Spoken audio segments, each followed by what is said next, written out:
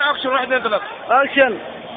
بسم الله الرحمن الرحيم. اخونا ده شغال في شركة الشمال وبجوار لها السلام.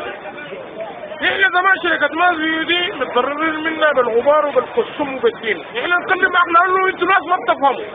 يعني العبد بيفهم الساعة 12، انا ما اعرف بتفهم الساعة كم. شركة مازيو زمان يجينا منها الغبار تطلع ديننا ودين اهلنا. تنفس وكده. الكلام ده استمر زمن طويل. كانت هنالك بعض الاخطاء من بعض الزيجات بيلدن اولاد ناقصين من الغبار ومن الاسمده ومن البهائم دي. وانت بتاع السلام والشمال. شركه الشمال دي طبعا اردنيه، نحن ذاته موضوعكم عندي انا، وانا بعرف بجيبكم الاردنيين يا لوايد، وبعد ده بجيبكم انا من تحت الوطن، بجيبكم بغلاكم طلع.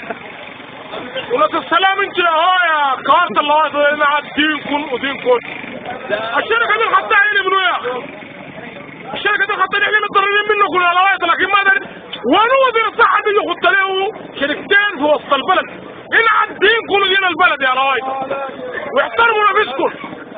وانا ما بخاف منكم والله.